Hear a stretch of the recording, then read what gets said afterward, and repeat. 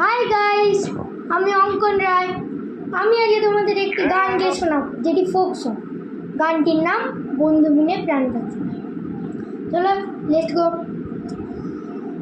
বন্ধু বিনে প্রাণ বাঁচে না, আমি রব না গৃহে। বন্ধু বিনে প্রাণ বাঁচে না, এগো বন্ধু বিনে প্রাণ বাঁচে না, এগো বন্ধু বিনে প্রাণ বাঁচে না।